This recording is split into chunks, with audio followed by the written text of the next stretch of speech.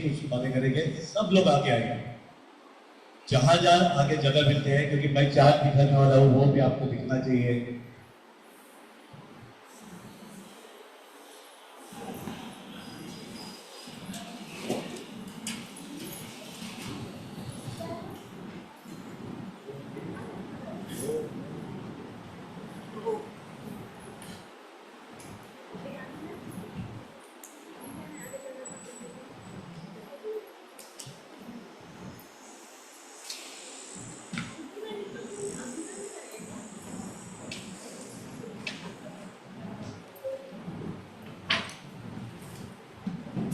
चलो फटाफट।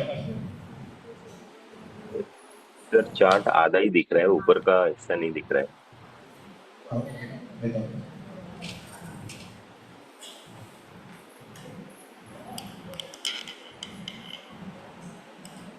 हाँ, अभी अभी परफेक्ट है।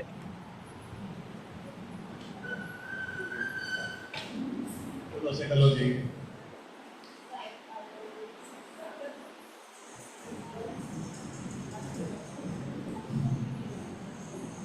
आज हम लोग जो सीखने वाले हैं एनाटॉमी। कितने लोगों को पता है एनाटॉमी क्या है?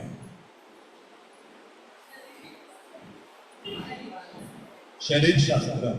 ओके, और देखो बहुत साल पहले मैंने एक इंटरनेशनल सेमिनार अटेंड किया था, तो उससे एक चीज बताई थी। सेमिनार खत्म होने के बाद उसको एक बहुत बड़ी संस्था से निमंत्रण आया, तो उससे पूछा कब लेना है सेमिनार। बोलता आप तो इतने एक्सपर्ट हो, कब लेना उससे क्या फर्क पड़ता है? उससे बोला नहीं, अगर 1 महीने के बाद लेना है और 1 घंटे के लिए लेना है तो मुझे स्टडी करना पड़ेगा, मुझे क्या क्या बोलना है। अगर पूरे दिन के लिए अगर बोलना है तो मैं कल भी आ सकता हूँ। ऐसा क्यों? पूरे दिन में बहुत सारा समय होता है और पूरा इधर उधर होएगा, थोड़ा एक्स्ट्रा बातें करेंगे तो भी चल सकता है। यहाँ पर क्या है, हमारे 9 सिस्टम्स है। 9 सिस्टम्स में हर एक सिस्टम को 1-1 घंटा जरूरी है बेसिक समझने के लिए। अगर हमारे पास समय कम है आज और कल के लिए, उसमें से आधा घंटे से ज्यादा सूर्य की आयुर्वेदिक की प्रैक्टिस पे गए, तो समझो मेरे पास 2 घंटे ही है, आज के 2 घंटे कल के 2 घंटे।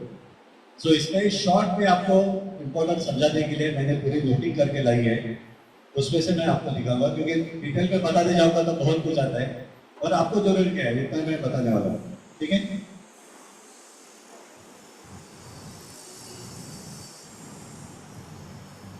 तो एनाटॉमी क्या है? Structure of body and relation with organs. आपने बोला सही है, मगर एनाटॉमी एक्सटर्नल नहीं है, इंटरनल है। अंदर हमारे यहाँ ऑर्गन क्या क्या है, कैसे कैसे है, उसके बारे में। और एनाटॉमी के साथ आता है फिजियोलॉजी। तो फिजियोलॉजी ऐसे है कि वो सब काम कैसे करते हैं, इसको बोलते हैं फिजियोलॉजी। ठीक है ना?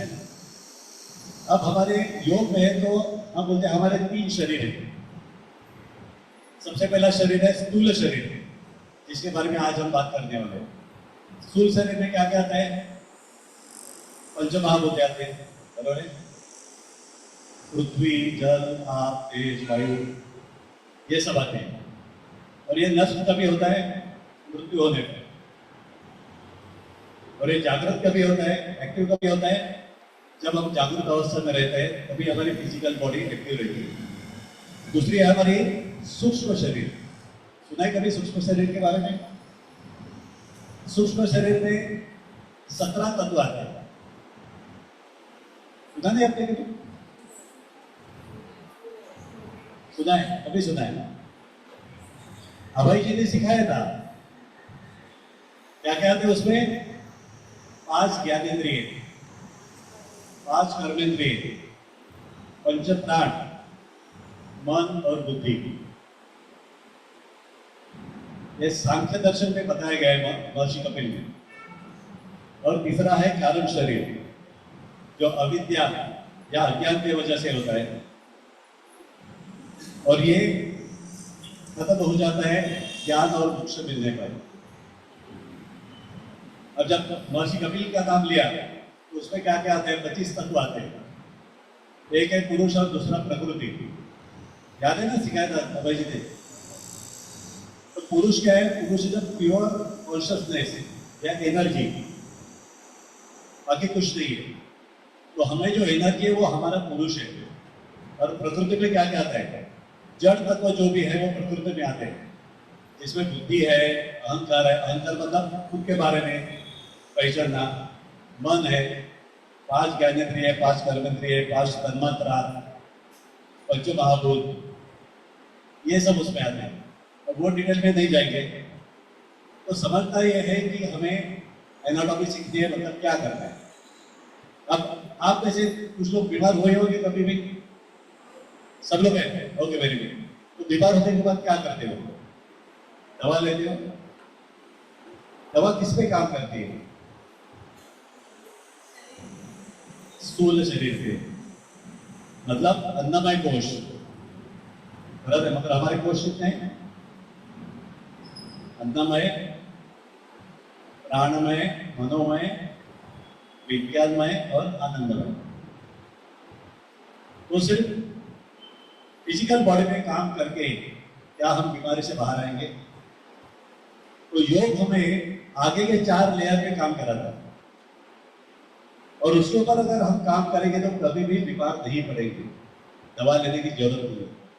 तो ये समझना जरूरी है कि लोग पूछते एलोपैथी की दवा अच्छी क्यों नहीं है, क्योंकि वो सिर्फ फिजिकल बॉडी पे काम करती है, और योग और आयुर्वेद पूरे शरीर पे काम करता है।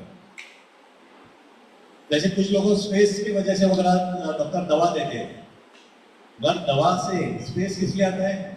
कौन से कोष में स्ट्रेस होता है? मनोमय कोष में।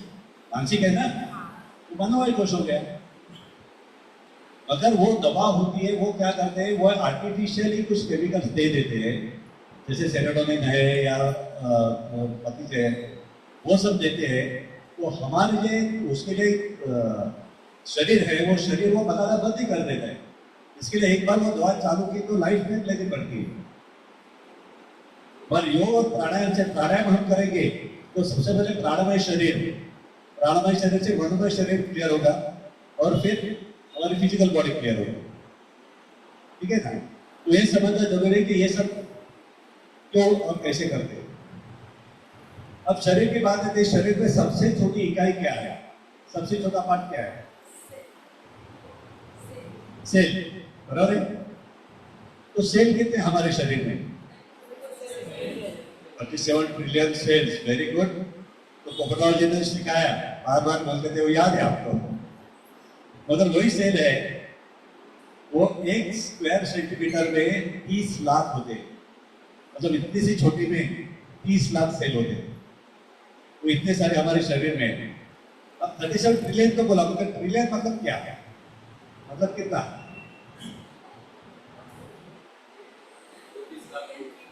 1 ट्रिलियन मतलब 1 लाख करोड़।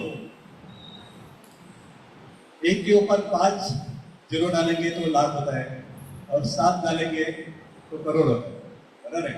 और 7 और 5 12 जीरो लगाएंगे एक के ऊपर तो ट्रिलियन हो जाएगा। इतने सारे सेल हमारे शरीर में है। इतना अद्भुत है शरीर।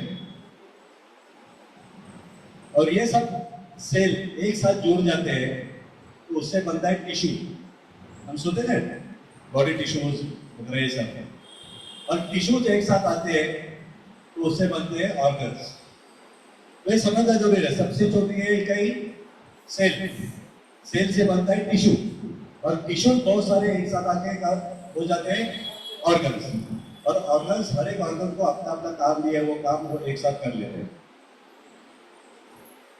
अब आते हैं हमारे शरीर में सिस्टम्स है। कितने सिस्टम्स है कौन बता सकता है? उसको बताओ, पूरे देश उसको बताओ क्या क्या होता है। एक्सीलेटरी, डाइजेस्टिव, एंडोक्राइन, राइट, रिप्रोडक्टिव। देखो, सवाल ये है कि हमारे शरीर में अगर हमें पता नहीं, जो हमारा शरीर चलाता है फिर भी हमें पता नहीं, तो हमें मालूम होना चाहिए हमारे शरीर में क्या क्या है। अब उसको याद कैसे रखना है वो भी मैं समझा दूंगा। सिस्टम से सबसे पहले skeletal, muscular, respiratory, circulatory, digestive, excretory, nervous system, endocrine system और रिप्रोडक्टिव सिस्टम। अब इसको याद कैसे रखेंगे? ऐसे समझ लो कि हमारा शरीर घर है। घर बताने के लिए सबसे पहले क्या लगता है? एक स्ट्रक्चर बताते हैं ना, जिसको हम आज की भाषा बोलते हैं आरसीसी स्ट्रक्चर बनाना है। वो स्ट्रक्चर है हमारा स्केलेटन। फिर आरसीसी बनाने के बाद क्या करते हैं? उसमें ईंटें डालते हैं, सीमेंट डालते हैं।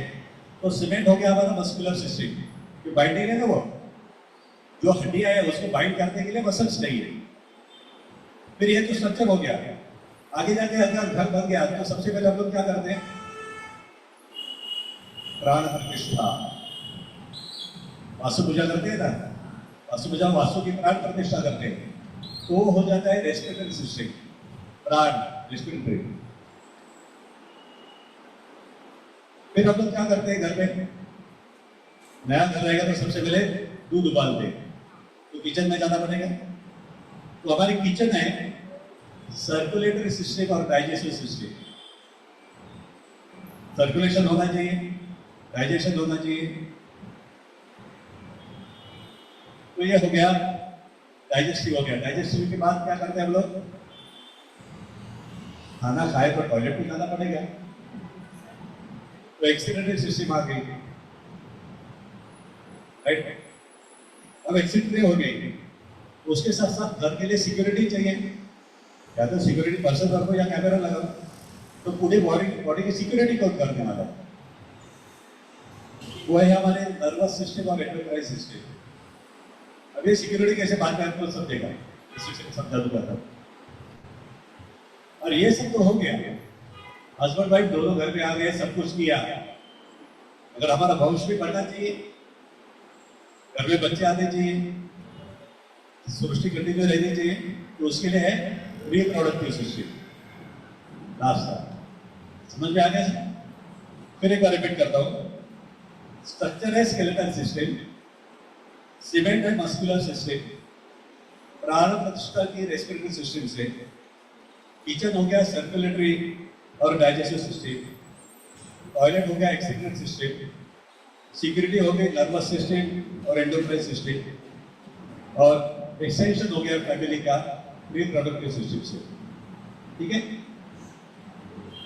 तो ये सब सिस्टम्स है हमारे। ये कहाँ कहाँ पर है? सबसे पहले हमारे चेस्ट एरिया में क्या है? रेस्पिरेटरी है और सर्कुलेटरी। हार्ट है ना, लंग्स है और हार्ट है, तो ये दोनों हो गए हमारे छाती के रीजन में। फिर आगे स्टमक में। स्टमक में क्या क्या आ गया? डाइजेस्टिव आ गया, एक्सक्रीटरी आ गया और रिप्रोडक्टिव। ये दोनों सिस्टम पेट में आ गए। फिर आते हैं मूवमेंट करने के लिए स्केलेटल और मस्कुलर, राइट। अब सप्लाई के लिए नर्वस और एंडोक्राइन। ठीक है? अब इसके रिकॉर्डिंग हो रहा है, तो घर में जाके शांति से आप स्टडी करो, खुद के नोटिंग करो, तो याद रहेगा। अब गलत लगा है।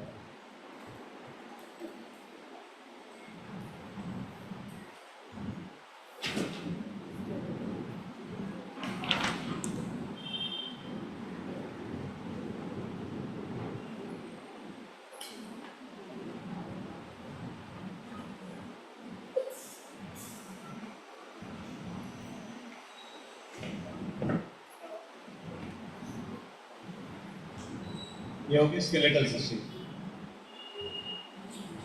क्या क्या दिख रहा है इसमें?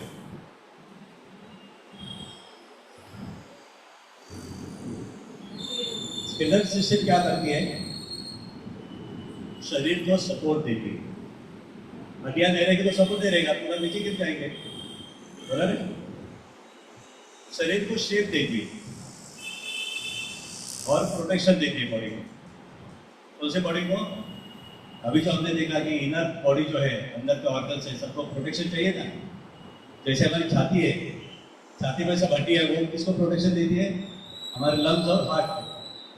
वैसे बाकी सभी अंदर के शरीर को प्रोटेक्शन देने के लिए स्केलेटल सिस्टम है। अब स्केलेटल सिस्टम बोलेंगे तो क्या हो गया, बोन्स आ गए। तो बोन किससे बने? कैल्शियम। और कैल्शियम के आगे जाके हमें देखना है कैल्शियम कार्बोनेट से बोन बनते हैं, राइट। और जो हमारा कार्टिलेज है, कार्टिलेज कहाँ पर है? जॉइंट्स में है। जैसे ज्यादातर बोला जाता है घुटने का कार्टिलेज खराब हो गया, तो वो बनता है कैल्शियम फॉस्फेट से। तो अब आगे जाते हैं, हमारे शरीर में हड्डियां कितनी है? 207, 206 क्लोज आ गए। मगर बच्चों में कितनी होती है? 270। तो 270 में से 206 ही क्यों बच गए, बाकी हड्डियां किधर गई? वही दूसरे के साथ जुड़ के एक ही हो जाती है। जैसे आगे जाके बताऊंगा कि 5 हड्डियां मिलके एक कैसे हो गई। तो इसमें सबसे पहले आते हैं एक्सियल सिस्टम। स्केलेटल में एक्सियल, एक्सियल में क्या क्या आता है? ये वर्टिकल कॉलम है, और ये जो गले की हड्डी और स्पाइन है, ये आता है एक्सियल, राइट। तो बेसिक सपोर्ट देता है एक्सियल सिस्टम। अब हमारा स्पाइन है, उसमें 26 हड्डियां है। 7 है गर्दन की, है ना, गर्दन को मूवमेंट करते हैं, जैसे भी शरद जी को मूवमेंट करके लिया, वो होती है सर्वाइकल की वजह से। तो बहुत लोगों को सर्वाइकल का प्रॉब्लम रहेगा तो कलर लगाते हैं बाहर से सपोर्ट के लिए, तो वो 7 है। फिर थोरेसिक मतलब छाती के पीछे 12 हड्डी है, उसके पीछे कमर में 5 है। फिर आता है सेक्रम 1 और टेलबोन 1। ये जो यहाँ पर है ये सेकर आ गया, ये कमर की होगी। तो इसमें 5 एक सितार जोड़ के एक ही हो जाती है, और लास्ट वाले टेलबोन। ठीक है, समझ में आया? थोड़ा सा मैं फास्ट ले लूंगा, कुछ समझ में नहीं आए तो आप सवाल पूछ लीजिए। ये सब मिलके हो गए 80, हो गए ना 80? ऐसे हो जाएंगे, सिर्फ हमने स्पाइन भी ले लिए। फिर अभी चेस्ट, चेस्ट जो यहां पर दिखाया है, हमारी चेस्ट की हड्डियां ऐसी है। तो चेस्ट में 25 है, जिसमें 24 को बोलते हैं रिब केज, ये जो दिखे यहाँ पर, और ये है स्टर्नम, बीच में सपोर्ट के लिए। ये बीच वाले जो हड्डी है उसको बोलते हैं स्टर्नम। तो स्टर्नम यहाँ तक ही है, मगर हमारी चेस्ट बहुत यहाँ तक है। तो नीचे वाले जो है वो यहाँ से ऐसे जुड़ जाते हैं, राइट। सिर्फ ऊपर वाले में बराबर सामने आते हैं, मगर नीचे के सब एक के साथ जुड़ के एक साथ स्टर्नम को जुड़ जाती है। और बाद में है हेड रीजन में स्कल। स्कल में कितनी है? स्कल में 29, जिसमें 22 है खोपड़ी में, 6 है कान में, और 1 है हॉइड बोन, यहाँ पर नीचे अंदर, उसको हॉइड बोन बोलते हैं। वैसे सब मिलके 80 हड्डियां हो गई स्केलेटल सिस्टम में। और स्केलेटल एक सपोर्ट मिल गया तो पेरिफेरल आ गया। तो पेरिफेरल में क्या क्या आ गया? 2 हाथ 2 पैर, राइट। तो हाथ में हड्डियां कितनी है आप गिन के बता सकते हो?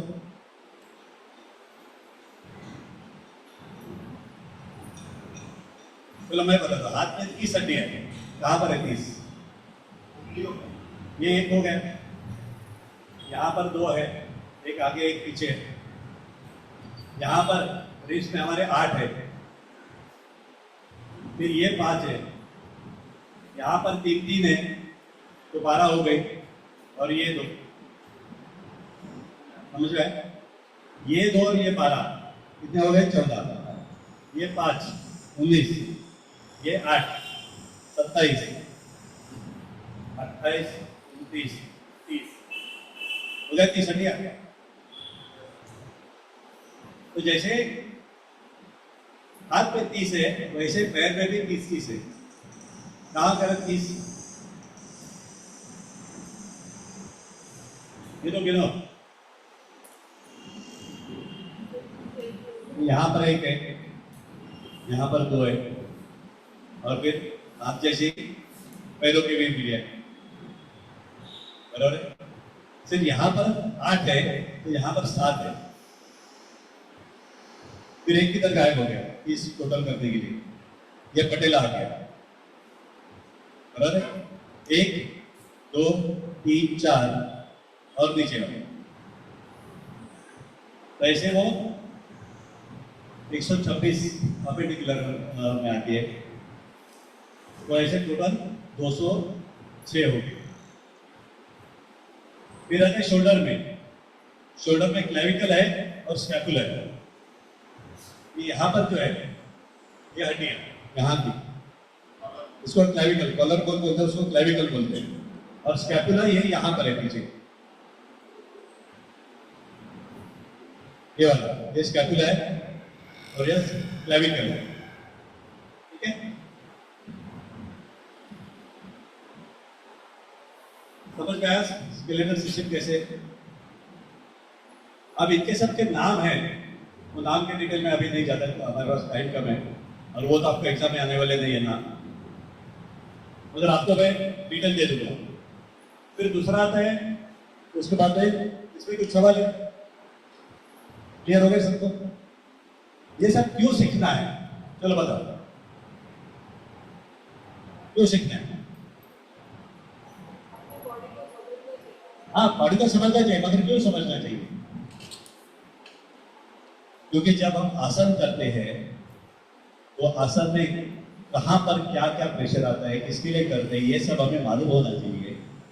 कैसे नहीं, सर जी ने बोला आप मैंने आसन की, मगर वो मंडूकासन क्यों करना है, कैसे करता है, स्पाइन एरिया क्यों चाहिए हर बार, तो ये हमें मालूम होना चाहिए ना। तो जब अंदर की चीजें मालूम होगी तो बाहर की क्रिया करते समय हमारा ध्यान अंदर रहेगा। सर जो होते हैं ध्यान, ध्यान में प्राणायाम, प्राणायाम में आसन, बराबर। तो ध्यान कहाँ होना चाहिए, हमारे शरीर में कहाँ पर दबाव आ रहा है, प्राणायाम से अंदर क्या हो रहा है, इसके लिए हमें शरीर मालूम होना चाहिए। चलो अभी नेक्स्ट जाते हैं, मस्कुलर सिस्टम।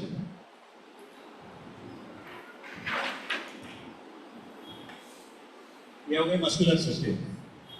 हमारे शरीर में मसल्स है 639, 639।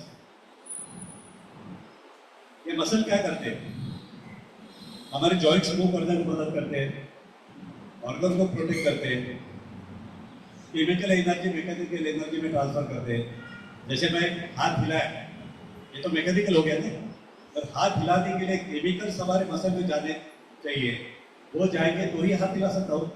ब्रेन से वो केमिकल हमारे मसल में जाएगा और फिर मैं हाथ हिलाता हूँ। ये फ्रैक्शन ऑफ सेकंड में होता है, मगर ये सिस्टम अंदर ऐसे काम करती है, राइट। फिर हमारे बॉडी को शेप देने के लिए, प्रोटेक्शन के लिए, ब्लड सर्कुलेशन के लिए, ब्लड सर्कुलेशन सब मसल्स के थ्रू पूरे बॉडी में होता है, डाइजेशन के लिए, और मलमूत्र विसर्जन के लिए, और सबसे इंपॉर्टेंट बच्चे की डिलीवरी करने के लिए। वहां पर मसल का ही काम है ना, मसल से अगर बच्चे को आगे नहीं धक्का देंगे तो बच्चा बाहर कैसे आएगा। तो ये सब काम मस्कुलर सिस्टम करती है। इसमें अलग अलग प्रकार ऐसे, एक को बोला जाता है टेंडन। टेंडन मतलब मसल और बोन को जो ज्वाइन करता है उसको टेंडन बोलते हैं। और हमें जो पता है कार्टिलेज, जो बोन और बोन को ज्वाइन करता है, राइट। तो ये दोनों में फर्क है। और ये सब कनेक्टिंग टिश्यूज है, जैसे मैंने पहले बोला था सेल से टिश्यूज बनते हैं, तो कनेक्टिंग टिश्यू, यहाँ पर जो टिश्यू है वो ये नीचे वाली हड्डी को ऊपर वाली हड्डी से जोड़ देता है, करेक्ट। तो उसको क्या बोलते हैं, टेंडन। और जो दो हड्डियों के बीच में होता है उसको बोलते हैं कार्टिलेज। अब मसल्स में कुछ मसल्स वॉलेंट्री होती है, कुछ इनवॉलेंट्री होती है। हमारे इच्छा से चलने वाले और हमारी इच्छा के बिना चलने वाले। तो इच्छा से चलने वाले मसल कौन कौन से हैं? सिंपल है ना, हाथ की मूवमेंट, पैर की मूवमेंट, गर्दन की मूवमेंट, ये सब हमारी इच्छा से होता है। और हमारे इच्छा से ना होने वाले मसल कौन से हैं? पेट के है, छाती की है, हमारे हार्ट के मसल है, बराबर। तो यहाँ पर इनवॉलेंट्री है, जो हमारे ऑर्गन्स को एक्टिव करते हैं, और उसके साथ हार्ट को है उसको अलग से रखा है। तो इनवॉलेंट्री है, वो ब्रेन उनको एक्टिव बनाता है, मगर हार्ट खुद चलता है, ब्रेन के कंट्रोल में नहीं है। इसके लिए हम देखते हैं ना, जैसे कुछ लोगों का ब्रेन डेड होता है मगर फिर भी जिंदा रहते हैं, कि हार्ट का ब्रेन से कनेक्शन नहीं है, वो इंडिविजुअली चलता है। तो ये 3 प्रकार के मसल्स हैं, और इसमें लार्जेस्ट है, इसको बोला जाता है सर्कोरियस मसल। ये जो है अपने थाई का यहां से यहां तक, ये सबसे लंबा मसल है, सॉरी लॉन्गेस्ट है। फिर लार्जेस्ट है हिप मसल, और स्मॉलेस्ट है स्टेपिडियस, हमारे कान में होता है, जहां पर आवाज जाती है वहां पर वो मसल वाइब्रेट होता है, जिसके लिए हमें सुनाई देता है। ऐसे 3 प्रकार के मसल्स हैं, और मैक्सिमम मसल्स है हमारे पीठ पे, बैक में।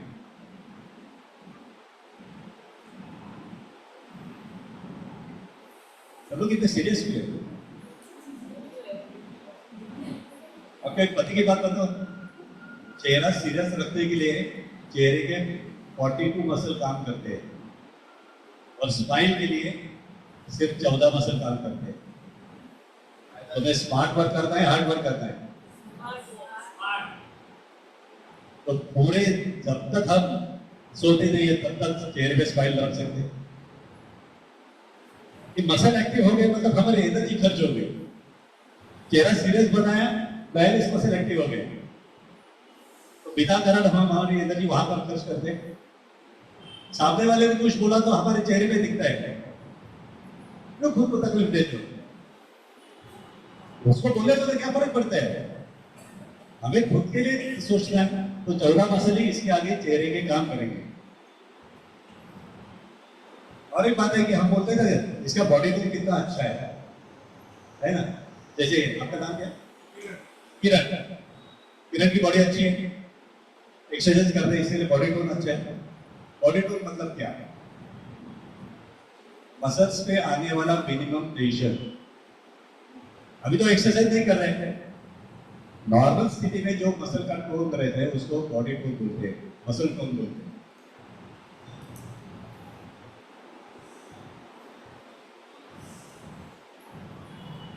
फिर आगे जाएंगे, हमारी बॉडी मूवमेंट कैसी होती है? कि हमारे शरीर में ग्लूकोज है, ग्लूकोज कन्वर्ट होता है मैकेनिकल एनर्जी में और मसल में जाता है, और उससे बॉडी मूवमेंट होती है। और वो मसल मूवमेंट करने के बाद, जैसे कभी कभी हमारे मसल पेन करते हैं ना, मैकेनिकल एनर्जी में कन्वर्ट होने के बाद एक साइड प्रोडक्ट बनता है जिसको बोलते हैं लैक्टिक एसिड। लैक्टिक एसिड होने के बाद अपने सिस्टम से, ब्लड में से, यूरिन में से वो निकल जाता है। अगर हमने ज्यादा एक्सरसाइज की, या अभी बोला मैंने तुमको 12 सूर्य नमस्कार करने, तो हाथ पैर दुखेंगे ना, तो लैक्टिक एसिड का प्रोडक्शन ज्यादा हो गया और ड्रेनेज का स्पीड कम है, तो कहाँ जमा होगा? वो हमारे मसल में जमा होगा। मसल में जमा होगा तो मसल में तो जगह नहीं है उसके लिए, तो वो पेन करने लगता है, बराबर ना?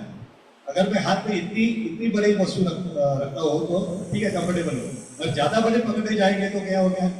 स्पेस आ गया। तो ऐसे मसल में स्पेस आता है लैक्टिक एसिड की वजह से। ठीक है, मस्कुलर सिस्टम समझ में आ गए? कुछ सवाल है तो पूछ लीजिए आप।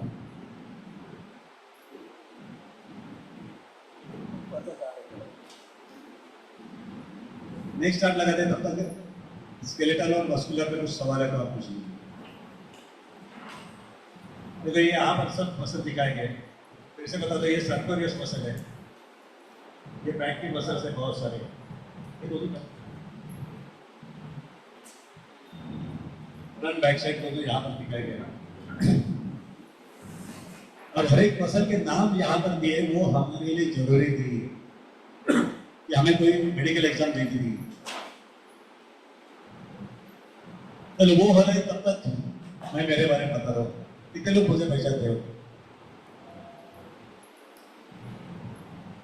नहीं, आप लोग जानते हो, पहचानते नहीं हो। जानना और पहचानना अलग है।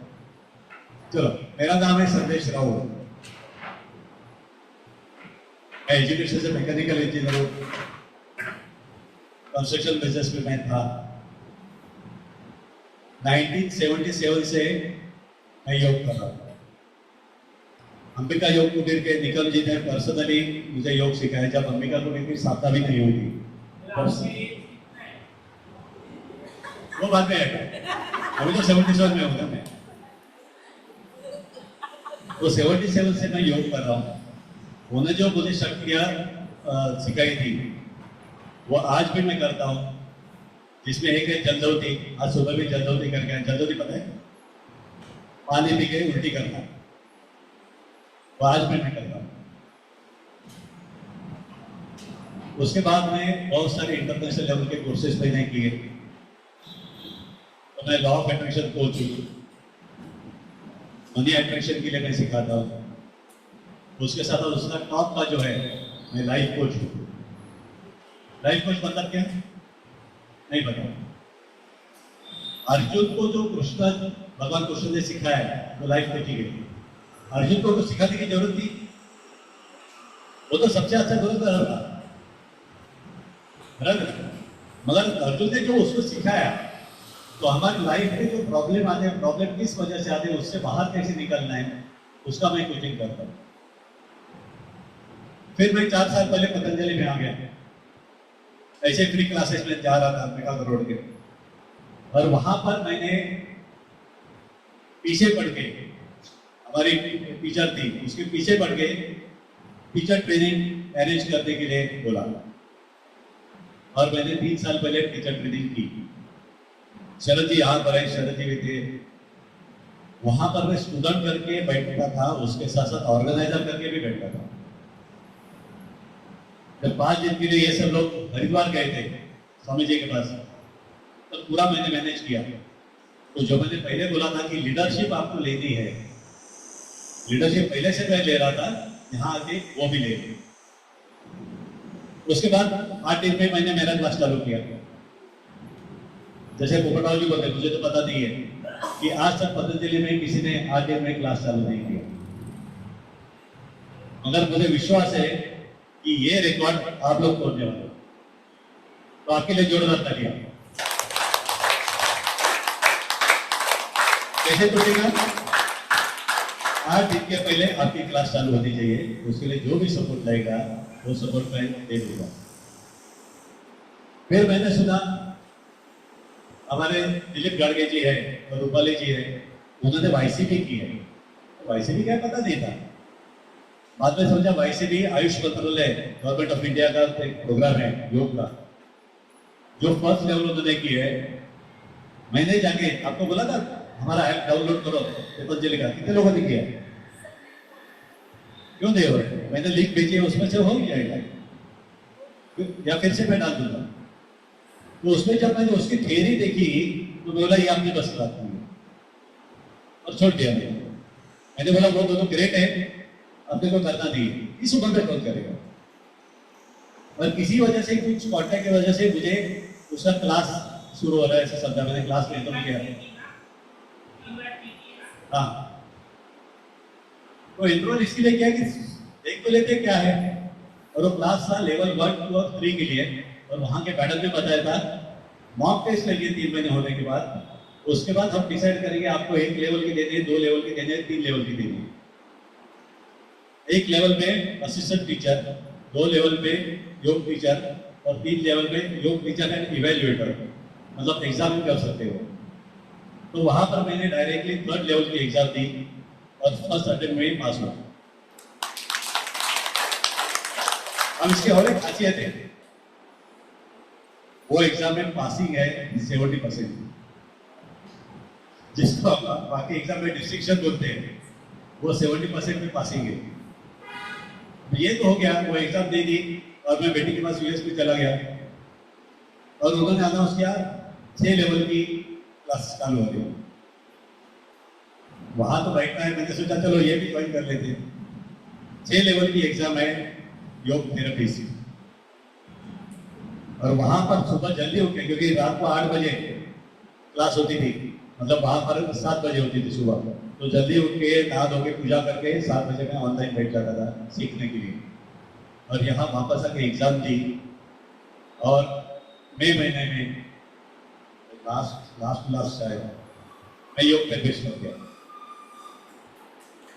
आज मुंबई में महिलाओं में सिर्फ 2 योग थेरेपिस्ट है और पुरुष में मैं अकेला हूं। अब योग थेरेपिस्ट क्या करते हैं, उसको ये एनाटॉमी बहुत जरूरी है।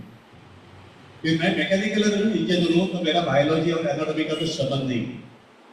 कि जब मैं 11th में गया तब मैंने टेक्निकल सब्जेक्ट लिए इंजीनियरिंग में जाना है करके, और मैं बायोलॉजी से छुटकारा मिल गया। ये तो समझ में नहीं आ रहा, एक तो मराठी मीडियम से इंग्लिश मीडियम में जाना, फिर इतने बड़े बड़े शब्द, मैं बोला ये तो मुझे आने वाला नहीं है। तो तब जो बायोलॉजी छोड़ी थी, ICT 6 के लिए पढ़ाई शुरू की, और आज गर्व से बोल सकता हूँ एनाटॉमी में मैंने मास्टरी की है और आपको आज सिखाने के लिए यहाँ पर आया। कि मैकेनिकल इंजीनियर होकर अगर मैं एनाटॉमी सीख सकता हूँ तो आप लोग डेफिनेटली सीख सकते हो। और अभी आपका सवाल, मेरी उम्र क्या है आप ही बता दो।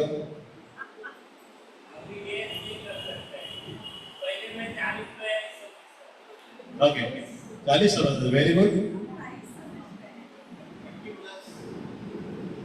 मेरी उम्र है सिर्फ जवान हूं मैं अभी 64 हूं।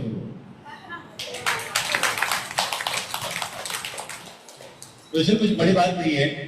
अगर आपको ऐसे ही रहना है तो एक ही सीक्रेट है जो मुझे निगम गुरुजी ने सिखाया था, शिवांगो प्राशर, मतलब अपनी दिन की फर्स्ट यूरिन पीना। तो भगवान महादेव ने शुरुआत की थी उसकी, तो 77 से आज तक रोज सुबह की यूरिन मैं पीता हूँ। शायद उसका रिजल्ट रहेगा मेरे हेल्थ और मेरे चेहरे का, आई डोंट नो।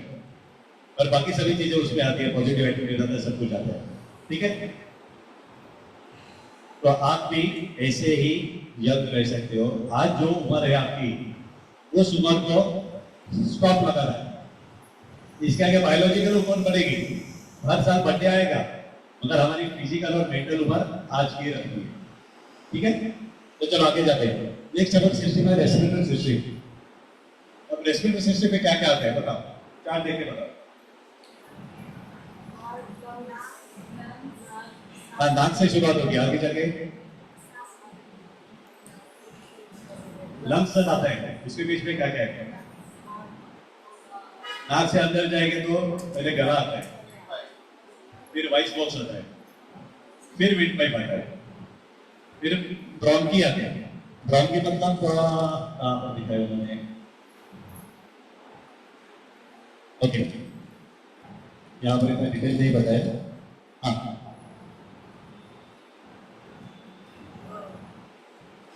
ये विंड पाइप हो गया, और उसके बाद में जो मेन ट्यूब दिखती है यहाँ पर, ये ब्रोंकी है, राइट। तो ब्रोंकी हो गए, और उसके बाद एल्वियोलस बोलते हैं इसको, ग्रेप्स के जैसे दिखते हैं ना, जिसको हम हिंदी बोलते हैं वायु कोश। ये सब मिलके हमारी रेस्पिरेटरी सिस्टम होती है। अब यहाँ पर रेस्पिरेटरी सिस्टम में हमारे लंग्स आ गए, ये 2 लंग्स आ गए। लंग्स में लोब्स होते हैं, पार्टिशंस होते हैं, जैसे हमारे कमर में पार्टिशन होते हैं, वैसे हमारे राइट साइड के लंग्स में 2 पार्टिशन होते हैं, तो 3 पार्ट होते हैं, अपर, मिडल और लोअर। और लेफ्ट साइड पे 2 ही होते हैं। ऐसा क्यों?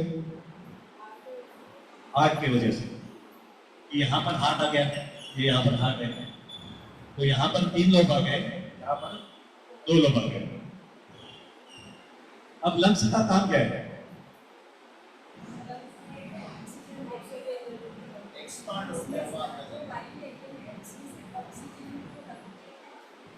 बराबर। ऑक्सीजन को लेकर कार्बन डाइऑक्साइड को बाहर निकालते हैं, जिसको बोलते हैं गैस एक्सचेंज। फिर एयर का मूवमेंट होता है, ब्रीदिंग होता है। उसके साथ और क्या होता है? Sound creation. आवाज तो उसी से आती है ना। क्या हम बिना सांस लिए बोल सकते हैं? चलो देखो, बाहर ऊपर करो ना, आवाज करो। तो आवाज आती है मतलब यहाँ से हवा निकलती है, वॉइस बॉक्स में आती है, और फिर मुंह में जो हम टंग को हिलाते हैं, वो हिसाब से अलग अलग शब्द बनते हैं। तो ये काम हो गया। और एक रेस्पिरेटरी सिस्टम का काम क्या है? सब भूल गए। वो सर्कुलेटरी में आ गया। स्मेल लेते हैं ना, सांस लेते समय अच्छी है गंदी है, तो वो भी काम हो गया था रेस्पिरेटरी सिस्टम का। अब हमारे नाक में माइक्रोब्स होते हैं, बाल होते हैं, और बाकी एकदम जो दिखने वाले बाल है और ना दिखने वाले बाल है, वो क्या करते हैं? फिल्टर करते हैं, राइट। सो फिल्टर क्या करते हैं? हवा में बहुत सारे कीटाणु रहते हैं, माइक्रोब बोलते हैं उसको। कीटाणु तो बड़ा होता है, मतलब माइक्रोब दिखते ही नहीं है, तो उनको फिल्टर करके अंदर जाती है हवा। तो अभी हमारा ब्रीदिंग का स्पीड क्या है? 16 से 18 बार 1 मिनट में। मैंने शायद इसके पहले बताया था, हमारी उम्र, हमारी हमारी जिंदगी भगवान ने कितने साल के लिए ऐसे दे दिए, कितने सांस आप लोगे उसके ऊपर दिए। तो इसके लिए एग्जाम्पल एक ऐसे देता हूं मैं, कि कुत्ता है, उसकी उम्र है 10 से 12 साल, और वो 1 मिनट में 25 से 30 सांस लेता है। हम 12 से पकड़ लेते हैं, और कछुआ है वो 1 मिनट में 2 से 3 सांस लेता है, तो उसकी उम्र होती है 200 से 300। हमें सांस कैसे लेनी चाहिए? चलो प्राणायाम तो हम करते हैं, पर प्राणायाम कैसे करते हैं? या सांस लेते हैं, थोड़ी सांस ली निकल गई, थोड़ी सांस ली निकल गई। तो यहाँ पर सांस लेने के बाद लंग्स में ऊपर तक ही जाती है, ऊपर के लोब नहीं जाती है, नीचे तक जाती ही नहीं है, और बाद में वहां पर कचरा जमा होता है, और आगे जाके सांस की बीमारियां होती है, ब्रोंकाइटिस वगैरह, राइट। हमें सांस कैसे लेनी है? डीप ब्रीदिंग करनी है। अब डीप ब्रीदिंग करते समय क्या होता है? ये लंग्स फूल जाएंगे, तो ये यहाँ पर डायफ्राम है, ये डायफ्राम नीचे आता है, राइट। तो डायफ्राम नीचे आने के बाद लंग्स फूल जाते हैं। किसी बार छोटा बच्चा है 6-8 महीने का, ओके, उसको देखा है कभी सोने के बाद सांस लेते समय कैसे होता है? पेट आगे आता है, पेट अंदर जाता है, और हमारा छाती ऊपर आती है, छाती नीचे जाती है। तो हमें सांस कैसे लेती है? भगवान ने सिखाया था, पेट के साथ सांस लेती है, जिसको बोलते हैं बेली ब्रीथिंग। तो सांस लेते समय पेट आगे ना आना चाहिए, प्रश्वास करते समय पेट अंदर जाना चाहिए। ये आदत डालनी पड़ेगी, आसान नहीं है। जब जब ध्यान में आएगा कि मुझे सांस लेनी है, ऑटोमेटिकली तो चलते रहता है, तब तब बेली ब्रीथिंग करनी है। और अब ऐसे हो गया है कि रात को मैं सोया हुआ, नींद खुल गई, और मैंने थोड़ा अटेंशन दिया, तो देखता हूं मैं, मेरा पेट बाहर है, पेट अंदर जा रहा है। ये क्यों जरूरी है? कि पेट जब बाहर आता है तो डायफ्राम अपने आप नीचे आता है, डायफ्राम को जगह मिलती है ना, और पूरा लंग्स भर जाते हैं। तो लंग्स को पूरी तरह से भरना भी जरूरी है, तो इसके लिए बेली ब्रीथिंग करती है। तो एक बार करके देखो, आप आंखें बंद कीजिए, पूरा ध्यान अपनी सांसों पे इंस्ट्रक्शन के साथ कीजिए। अब नाक से सांस लेते हुए अपने बेली में जाएंगे, सांस लेते हुए पेट बाहर, प्रश्वास करते पेट अंदर, सांस लेते हुए पेट बाहर, प्रश्वास करते हुए पेट अंदर। और एक बार करेंगे, लंबी गहरी सांस के साथ पेट बाहर, प्रश्वास करते हुए पेट अंदर, रिलैक्स। तो ये आदत डालेंगे अभी। तो इससे क्या होगा, हमारी पर मिनट सांसें कम हो जाएगी, कि सांस लेने के लिए समय लगेगा, प्रश्वास करने के लिए समय लगेगा। शायद आगे जाके सिखाएंगे तो उसमें है, जितनी सेकंड में सांस लेते हो कम से कम उसके डबल टाइम में हमें प्रश्वास करनी है। ठीक है। अब हमारे लंग्स की कैपेसिटी कितनी है, तो वो है 6 लीटर। गैस भी लीटर में गिनते हैं, तो 6000 ml हमारे लंग्स की कैपेसिटी है। इसमें से कैपेसिटी तो इतनी है, मगर सांस कितनी लेते हैं? चलो कुछ अंदाजा बता। 500 ml, सिर्फ 500 ml हम नॉर्मल सांस लेते हैं। इसके लिए जब बोला जाता है डीप ब्रीथिंग करो, तो 500 से ज्यादा हमें सांस लेनी होती है। अब इसमें इंस्पिरेशन का रिजर्व बोलते हैं कि कितनी सांस ले सकते हैं, तो ले सकते हैं 3300 ml। 500 लेते हैं, मतलब कैपेसिटी 3300 की, और एक्सपिरेशन रिजर्व है 1000 का। ये तो बता दो कैसे। और रेसिडुअल वॉल्यूम बोलते हैं, वो है 1200 का। अब रेसिडुअल वॉल्यूम मतलब क्या है? इतनी बार कितनी भी प्रयास करो, 1200 ml हवा अंदर रहने वाली है। क्यों रहनी चाहिए? कि ये जो गुब्बारा है उसमें से हवा पूरी निकल गई तो चिपक जाएगा और फिर से खुलेगा नहीं, तो कुछ तो अंदर बाकी और होना चाहिए।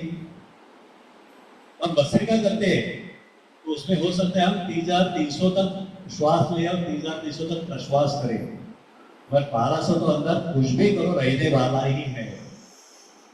तो हमें क्या करना है, 500 से 3300 तक कैसे पहुंचेंगे डीप ब्रीथिंग करके। अभी नंबर मालूम नहीं रहेगा तो डीप ब्रीथिंग का मतलब ही नहीं है ना। जो मैं नॉर्मल सांस ले रहा हूँ उससे थोड़ा ज्यादा लिया तो भी डीप ब्रीथिंग हो गया, मगर आखिर कहाँ पहुंचना है वो तो मालूम होना चाहिए कि 3300 तक जाना है 500 से। तो हिसाब से अभी सांस लेंगे ना हम लोग, तो फर्क पड़ेगा ना एनाटॉमी का। अब हम लोग जो सांस लेते हैं उसमें क्या होता है, हवा में क्या होता है? ऑक्सीजन, नाइट्रोजन, कार्बन और बाकी गैसेस। हम तो बोलते सांस लेते हैं तो ऑक्सीजन लेते हैं, मगर उसमें ऑक्सीजन कितना है? सिर्फ 22%। 78% नाइट्रोजन है। और अब प्रश्वास करते हैं उसमें 17% ऑक्सीजन फिर से बाहर निकल जाता है। हमने कंज्यूम कितना किया?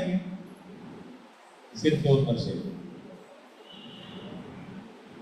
बराबर, तो क्या हो गया?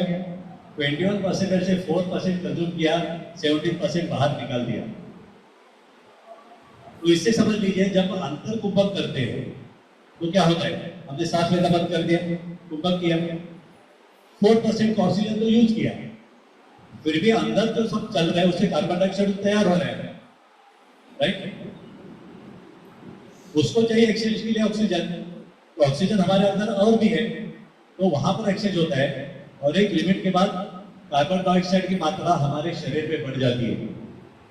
कुछ समय के बाद लगता है अरे बस हो गया, छोड़ दो बाहर और सांस ले लो। तो जब कार्बन डाइऑक्साइड की मात्रा बढ़ती है, वो हमारे वेल्स में, हमारे जो ब्लड है, ब्लड वेल्स उसमें जाता है, और वहां पर कुछ ब्लॉकेजेस रहेंगे उसको क्लीन करता है, क्योंकि प्रेशर आएगा तो ब्लॉकेजेस क्लीन हो जाएंगे। तो कुंभक का ये भी फायदा है कि कार्बन डाइऑक्साइड की मात्रा बढ़ाओ, हमारे सब नस नाली है उसको शुद्ध किया जाए, राइट? तो कुंभक में हमें ये फायदा होता है। ठीक है, यहां तक हो गया रेस्पिरेटरी सिस्टम। कुछ इसमें सवाल? अब जाएंगे सर्कुलेटरी सिस्टम, अंतर कुंभक। दोनों कुंभक करेंगे, उसमें यही होने वाला है बेसिक। उसमें क्या है, कार्बन डाइऑक्साइड बढ़ने वाला है शरीर में। हमें क्यों लगता है अभी सांस लेनी चाहिए, क्योंकि ऑक्सीजन जो शरीर को चाहिए वो खत्म हो गया, और कार्बन डाइऑक्साइड अंदर बढ़ते जा रहा है। ये सभी ऑर्गन हमारे काम कर रहे हैं, तो कार्बन डाइऑक्साइड तो बढ़ेगा, राइट? सो उससे हमें बेचैनी होती है और लगता है कि अभी सांस तो लेनी ही चाहिए। अगर कभी हम स्विमिंग पूल में गए और पानी के नीचे गए तो फट से ऊपर आते और सांस लेते हैं, कि हमारी कुंभक की कैपेसिटी खत्म हो गई है। तो हमें कुंभक की ड्यूरेशन जो है, समय है, वो इसलिए बढ़ाना है कि हमारे शरीर की शुद्धि हो सके। सिर्फ बोला जाता है इसके लिए नहीं, सांस ले लो, कुंभक करो, प्रश्वास करो। जैसे अभी शरद सर ने लिया था अनुलोम विलोम प्राणायाम। अनुलोम विलोम में क्या करते हैं, राइट बंद करके लेफ्ट से सांस लेती है, राइट से छोड़ते हैं, राइट से लेके लेफ्ट से छोड़ते हैं। और इसका नेक्स्ट वर्जन है, इसको बोलते हैं नाड़ी शोधन प्राणायाम। नाड़ी शोधन मतलब नाड़ी शुद्धि।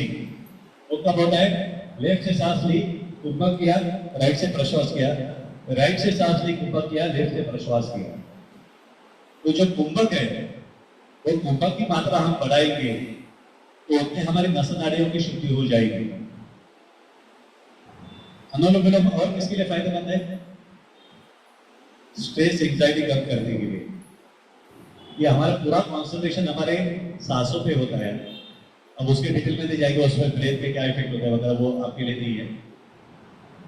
मगर इससे स्ट्रेस और एंजाइटी कम होती है, क्योंकि हमारा पूरा फोकस है वो स्पेस में बाहर होता है, वो छोड़ के पूरा फोकस अंदर जाता है जब कुंभक करते हो।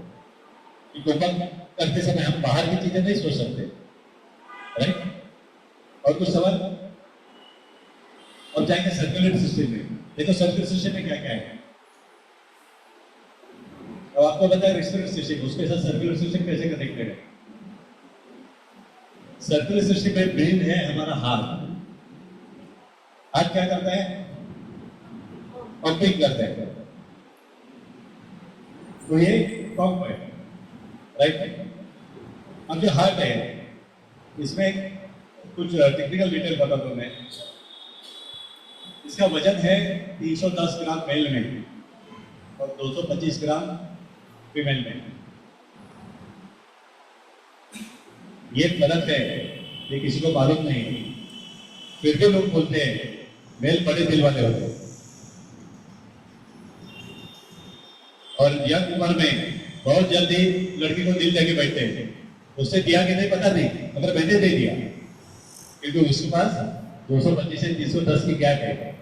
चलो इसमें पता छोड़ो, अगर ऐसे भगवान ने बनाया और उसकी लेंथ है 10 सेंटीमीटर ऐसे। ब्लड कैपेसिटी है 5.5 लीटर मेल में और 5 लीटर फीमेल में। तो इसके ऊपर भी मजाक करते लोग, बीपी बहुत खूब पीती है। टेक्निकल बैकग्राउंड है उसको, वो मजाक की बात है। और 5 और 5.5 लीटर ये फर्क है, ठीक है। क्योंकि हार्ट बड़ा है तो वो भी बड़ा ही रहेगा। आप ब्लड में क्या क्या आता है, सर्कुलेशन के लिए ब्लड चाहिए ना, ब्लड में क्या क्या आता है, हीमोग्लोबिन, रेड ब्लड सेल और व्हाइट ब्लड सेल, ठीक है। आरबीसी जो है, रेड ब्लड सेल, वो क्या काम करते हैं, ऑक्सीजन लेते हैं। अब आरबीसी में क्या होता है, हीमोग्लोबिन। हीमोग्लोबिन में क्या होता है, iron. So basically iron oxygen लेने का काम करता है और कार्बन डाइऑक्साइड लेके जाने का काम करता है।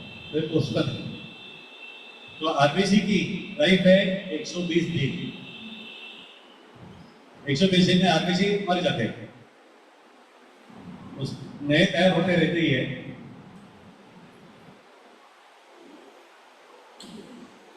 फिर डब्ल्यूबीसी, व्हाइट ब्लड सेल, वो क्या करते हैं,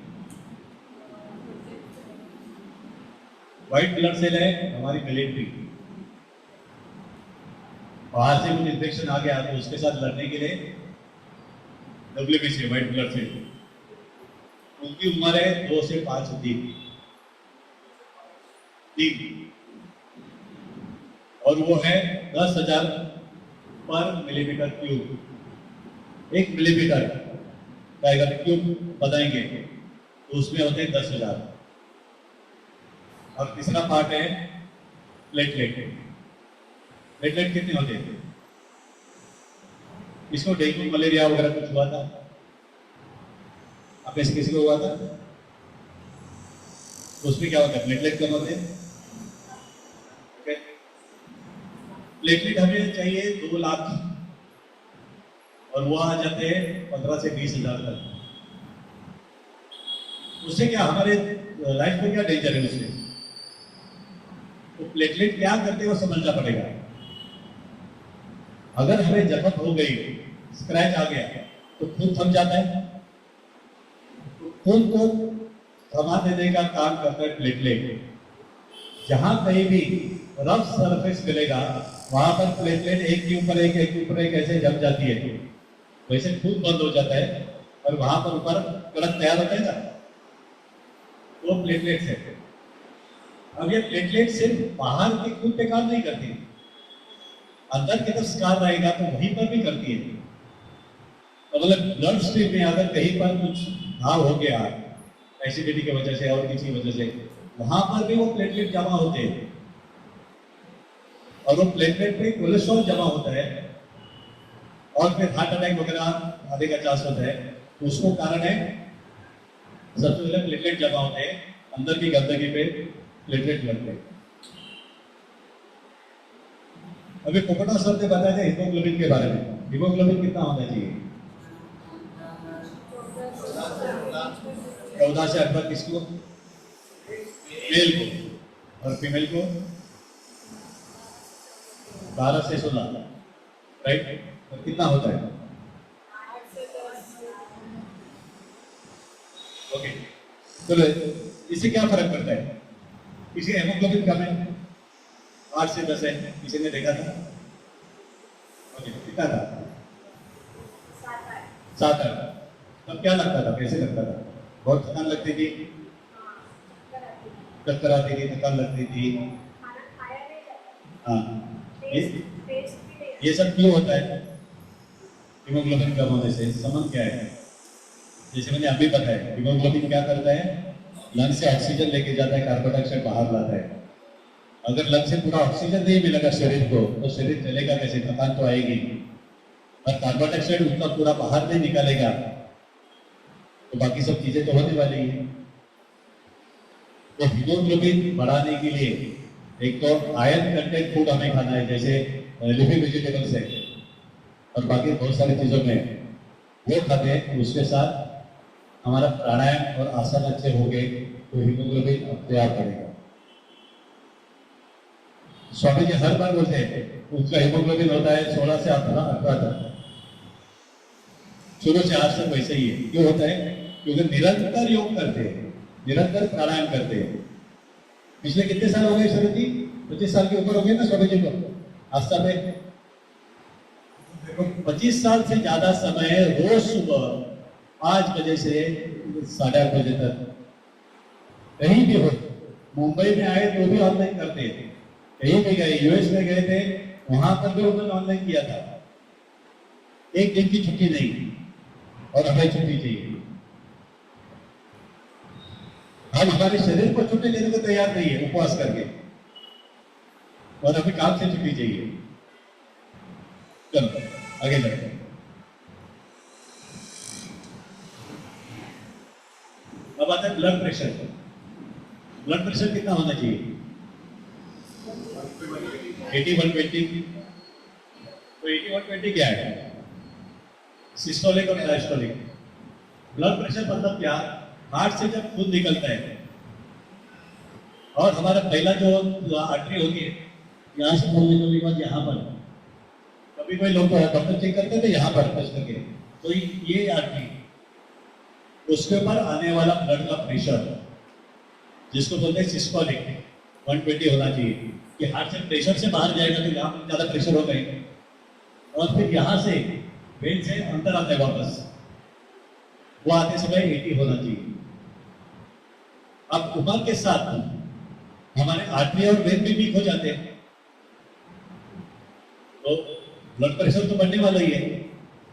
ऐसे बोला जाता है कि 40 के बाद हर 10 साल में 10 पॉइंट आगे जाना ब्लड प्रेशर इस नॉर्मल है। मतलब 80/20 के बदले 90/130 हो गया 50 में, दैट इज नॉर्मल।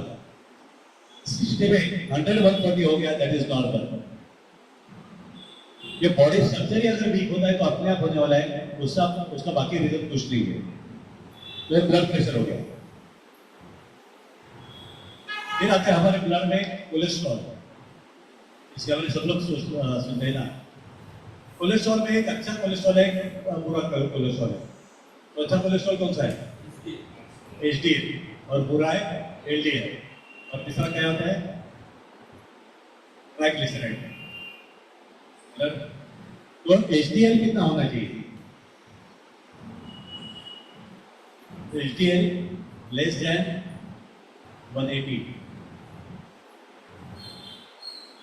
सॉरी, हाँ, लेस देन, वो हो गया। सॉरी, एचडीएल चाहिए जो अच्छा कोलेस्ट्रॉल है, वो चाहिए हमें 60 प्लस चाहिए। और एलडीएल बुरा कोलेस्ट्रॉल है, वो 180 से कम होना चाहिए। राइट। अबे कोलेस्ट्रॉल बनता है हमारे लीवर में। लीवर कहाँ पर है बताओ? पेट में किधर है लीवर?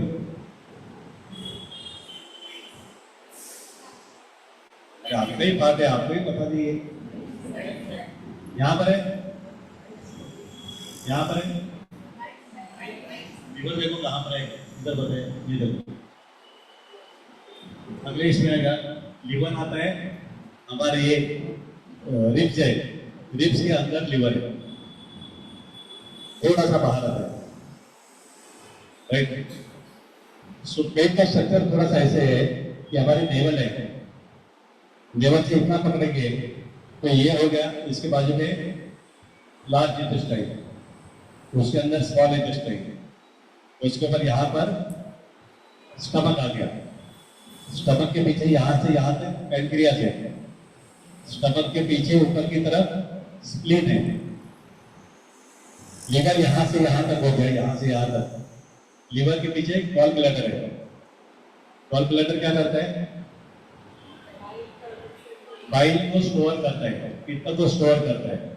तो लीवर से डायरेक्ट पित्त नहीं मिलता, गॉल ब्लैडर तो स्टोर होता है। इसलिए बोलते हैं ना कि पित्त के स्टोन हो गए, वो गॉल ब्लैडर में होते हैं।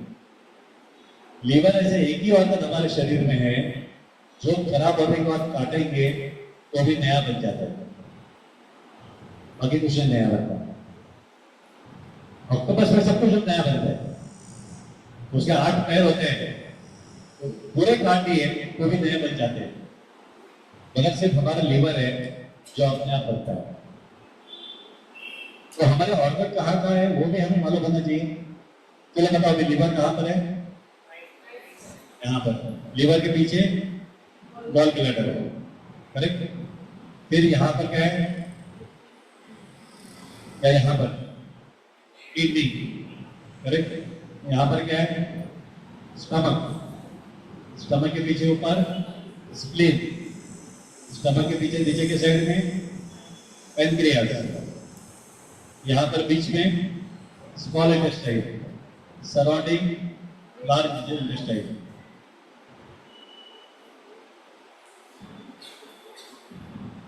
और यहाँ पर क्या है? नेवल में 72,000 नाड़ी है, तो नेवल में आती है। राइट। ये रुका यहाँ पर।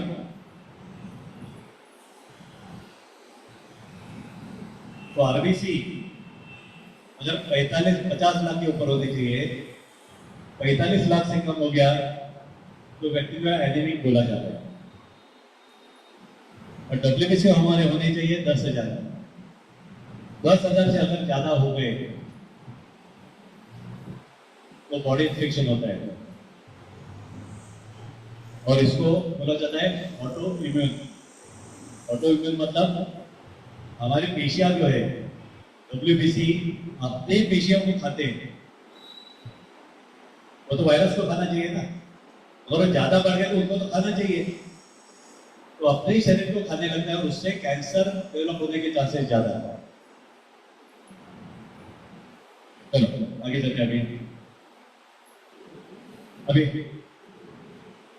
हार्ट को समझ लेंगे। हार्ट का इसमें ज्यादा डिटेल नहीं दिया है, चलो भाई यहाँ से बताते हैं। हार्ट में कैसे होता है? ये जो ब्लू है वो इम्प्योर ब्लड के लिए और रेड है वो प्योर ब्लड के लिए, ठीक है। तो ये इम्प्योर ब्लड से यहाँ से और ऊपर से ब्लड आता है इसको बोलते हैं, क्या बोलते हैं, 4 पार्ट है उसके। हाथ में 4 पार्ट होते हैं ना, लेफ्ट और राइट।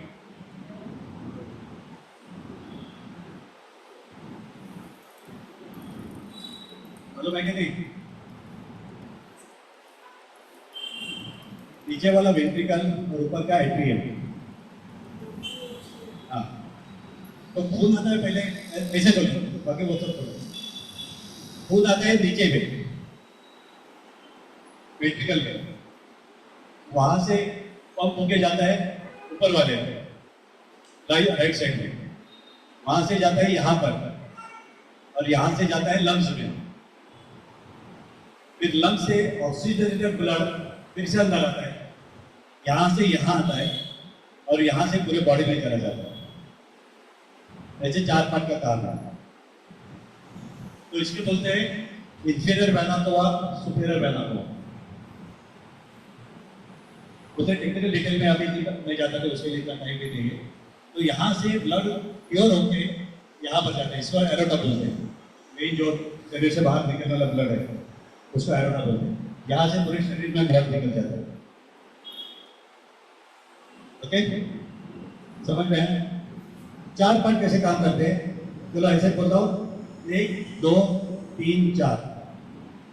तो पहले ब्लड कहाँ पर आ गया, यहाँ पर आ गया, यहाँ से इधर गया, यहाँ से इधर गया, यहाँ से गया लंग्स में, लंग्स से वापस आ गया यहाँ पर, और यहाँ से पंप होके पूरे बॉडी में चला गया।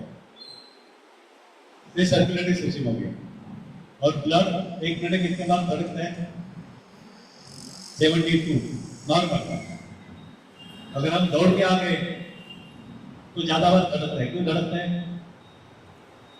अपने हार्ट को तो कुछ नहीं किया, ब्लड सर्कुलेशन ज्यादा लगता है। क्यों लगता है? यार मसल एक्टिव करने के लिए, मसल ने ज्यादा डिमांड की, उतना तो उसको सप्लाई करना पड़ेगा, तो उसको ज्यादा बार धड़कना पड़ता है। और नींद में कितना होता है, 50-60 तक जाता है। फिर शरीर शांत है, उसको ज्यादा पंप करने की जरूरत नहीं है। राइट, क्लियर हो गया सर्कुलर सिस्टम? आगे जाएंगे, कितना समय हो गया?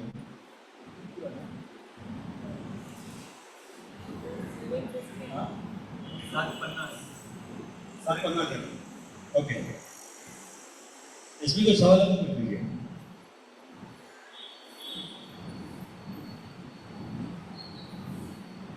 इसके डिटेल की जरूरत नहीं है ना, समझ में आ गया? कि वो सब शब्द डिटेल में बताते जाऊंगा मैं, कि इसमें यहाँ पर पहले ट्राइकोस्पिड वॉल होता है, बाद में मिट्रल वॉल होता है, फिर एरोटिक वॉल होता है। याद रहेगा? उतने डिटेल में दी जाएगी। अब हमारे ब्लड ग्रुप कौन से हैं? और ये तो सवाल परीक्षा में आ सकता है। ए बी सी डी, हाँ, प्लस और माइनस वो अलग है। ए बी और ओ, ये 4 ग्रुप है। इसमें से रेयर कौन सा है? रेयर वो तो एप्पल में है, वो पॉजिटिव नेगेटिव दोनों एप्पल में है। ए नेगेटिव बहुत रेयर है। वो ए नेगेटिव जिसका रहेगा उसके पास से ब्लड डोनेशन लेते नहीं है। इमरजेंसी में लगेगा तो बुला के लेते, ब्लड डोनेशन कैंप में लेते नहीं है। आपका है तो उनका कभी डोनेशन कैंप में ब्लड लेते नहीं है। प्लस माइनस किसी है वो भी आपको जरूरत नहीं है, समझ लीजिए आपके लिए। ठीक है, हो गया ब्लड का। Digestive system. चलो डाइजेस्टिव सिस्टम जाने के पहले अब तक हमने क्या क्या सीखा? सबसे पहले क्या किया? Skeletal system. कितनी हड्डियां हमारे शरीर में? 206। इसमें एक्सेल में कितनी है? 80। Sir, spine, rib, correct, axle मतलब जैसे खंबा खड़ा करना है तो खंबा हमारा एक्सेल है और अपेंडिकुलर में 206 में से 80 माइनस कर दो, कितनी आ गई? 126। हाथ में कितनी है? 30। और ये हाथ में? चलो दोनों हाथ में 30, पैरों में 30 है, 120 होगी। और बाकी की 6 की तरह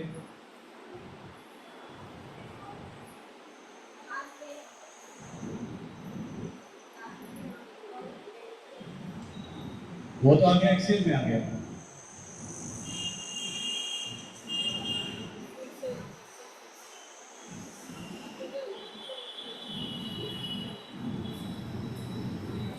ये तो आ गई, ये आ गया।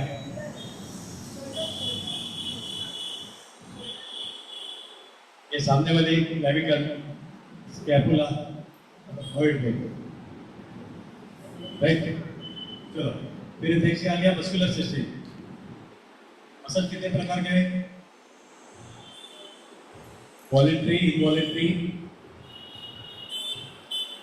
और हार्ट मसल जो इंडिपेंडेंटली काम करता है, राइट। उसके बाद क्या आ गया? Respiratory system. रेस्पिरेटरी में क्या क्या आ गया? खुद को देखो, नाक से लेके लंग्स तक। नाक आ गया, फिर गला आ गया, वॉइस बॉक्स आ गया, श्वास नली आ गई, ब्रोंकी आ गए। मतलब पेड़ है, पेड़ की मेन शाखा है वो ब्रोंकी है, और बाकी छोटे छोटे हैं वो सब एल्वियोली, करेक्ट। वो सब इसमें आ गया। और हार्ट, अच्छा लंग्स में कितने पार्ट्स हैं?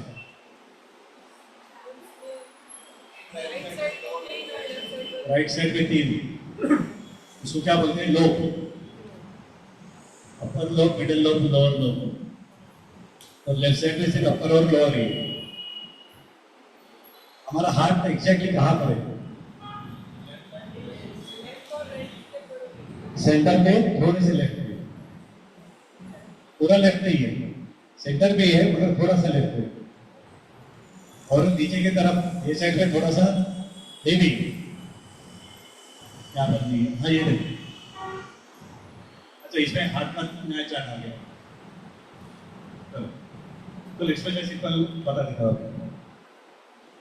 ये देखिए सेक्शन आ गया, ये पहला चैम्बर आ गया, ये आ गया हमारा ऊपर वाला चैम्बर एंट्रियम, इसमें एंट्रियर ब्लड आ गया, इसमें ट्राइकुस्पिड वॉल से इस पे आ गया, ये ventricle, right ventricle, right ventricle से वॉल में से गया ऊपर लेफ्ट एट्रियम में, लेफ्ट एट्रियम से ये गया लंग्स की तरफ, फिर लंग्स में से आ गया यहाँ पर लेफ्ट वेंट्रिकल में, लेफ्ट वेंट्रिकल से एरोटिक वॉल से ये गया शरीर में, राइट। अब एरोटिक वॉल एक साथ 3 निकलते हैं यहाँ पर, और ये आ गया लंग्स। देखो यहाँ पर अच्छी तरह से दिखा,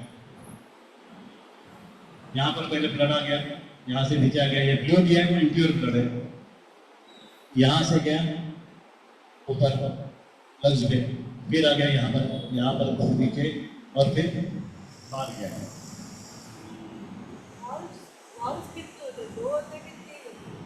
तीन वॉल होते हैं, एक होता है यहाँ पर है जिसको ट्राइकुस्पिड वॉल बोलते हैं।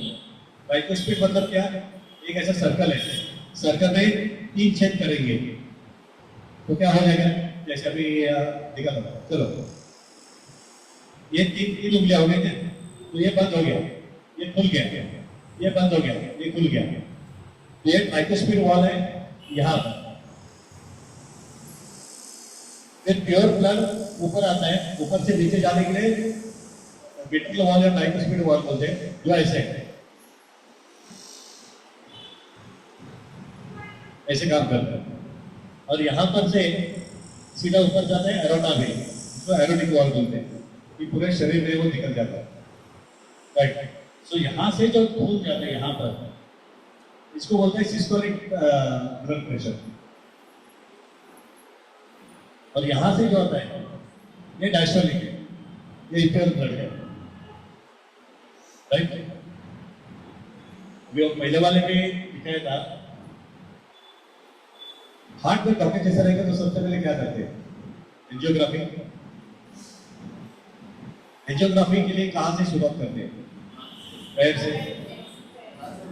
तो ये जो है वेज जो है वो यहां से पैर से आती है, उसमें से वो अंदर डालते हैं, हार्ट तक जाता है और वहां पर जाके देखते हैं ब्लॉकेजेस कहां पर है।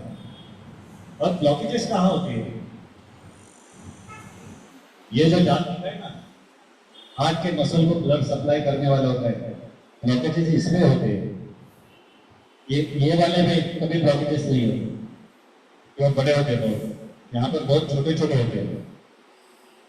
वहां पर अगर ब्लॉक होके ब्लड सप्लाई नहीं मिला तो मसल काम कैसे करेगा? और मसल नहीं काम करेगा तो हार्ट रुक जाएगा और हार्ट अटैक आएगा, समझा? तो हार्ट के सरफेस पे जो सब है उसमें ब्लॉकेजेस होते हैं। तो बाईपास जो करते हैं, समझो इसमें ब्लॉक आ गया तो यहाँ से सीधा आगे दूसरी नली डाल देते हैं पैर से निकल के और कनेक्ट कर देते हैं। तो यहाँ पर ब्लॉकेज वो ऐसे रह गया और यहाँ से डायरेक्ट कनेक्ट कर दिया, तो इसको बोलते हैं बाईपास। और अभी करते हैं वो क्या है? एंजियोप्लास्टी। तो यहाँ पर जो है पाइप पे एक जाली डालते हैं और जाली फूट जाती है, तो उससे क्या होता है? अपनी नस जो है वो छोटी है, वो बड़ी हो जाती है और अंदर का कचरा निकल जाता है। और क्या उससे हार्ट अटैक से बच सकते हैं? क्यों? एवं कचरा वहां से तो निकला, अगर गया किधर? वो कहीं ना कहीं जाएगा ही। तो उसमें से चांसेस होते हैं कि शायद लकवा मार सकता है या ब्रेन स्ट्रोक हो सकता है, क्योंकि कचरा वहीं पर है। तो कचरा निकलने का काम कौन करेगा? हमारा प्राणायाम, भस्त्रिका, कपालभाति, अनुलोम विलोम। समझ में ये सब प्राणायाम क्यों करते हैं? अब जब हम प्राणायाम करेंगे तो हमारा ध्यान कहाँ कहाँ होने वाला है? तो एक बार मालूम पड़ गया ना, एनाटॉमी को मालूम चाहिए। अगर पता ही नहीं मैं भस्त्रिका क्यों कर रहा हूं तो सिर्फ मैकेनिकल हो गया वो। जैसे मैं भस्त्रिका करता हूँ कम से कम 5 मिनट एक साथ करता हूँ, अगर टाइम है तो 10 मिनट करता हूँ बिना रुके। आपको नहीं करना है, पहले 1 मिनट करो, फिर 1.5 मिनट करो, फिर 2 मिनट करो। करते समय बीच में रुकना पड़ा, रुको, कोई जबरदस्ती नहीं है। किसी ने बोला नहीं कंटिन्यू 10 मिनट करना।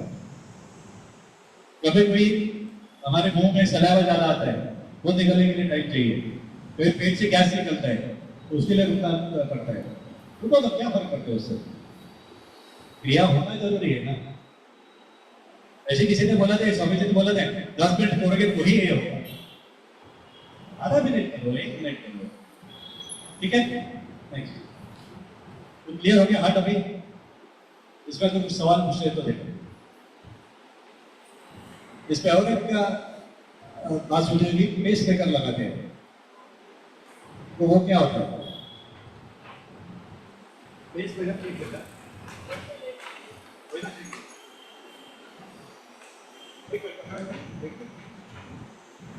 पेस मेकर बैटरी होती है। तो हमारे शरीर की बैटरी कहां पर है? यहां पर है। ये पूरे हार्ट को करंट देती है और दिल धड़कता है, आगे उसमें कुछ नहीं। अगर किसी को ज्यादा अटैक आ गया और वो मरने की अवस्था में है तो डॉक्टर क्या करते हैं? शॉक देते हैं ना। तो शॉक से दिल जाग जाता है और शायद कम करने लगेगा। तो ये हमारा बैटरी है। यहाँ से ये सब जो दिखा है वो सब उसके सर्कुलेट सिस्टम है करंट जाने की। और यहाँ पर आपने देखा ये ज्यादा बड़ा है इससे। वो क्यों है? क्योंकि यहाँ से ब्लड पंप करके पूरे बॉडी को देना है, तो उसमें मसल स्ट्रॉन्ग होने चाहिए, बड़े होने चाहिए, इसके लिए यहाँ पर हार्ट ऐसा है, ये तो बैलेंस होता है ना, यहाँ पर ज्यादा होने की जरूरत क्या है। तो ये जो नीचे वाला पार्ट है, पेरिकार्डियम बोलते हैं इसको, तो ये ज्यादा हेवी होता है, जिसके लिए हार्ट लेफ्ट साइड में थोड़ा सा नीचे आ जाता है। आ गया हो गया क्या? ओके, ब्लॉकेजेस का शामिल होता है। बताइए, आप लोग बताइए ब्लॉकेजेस क्यों होते हैं?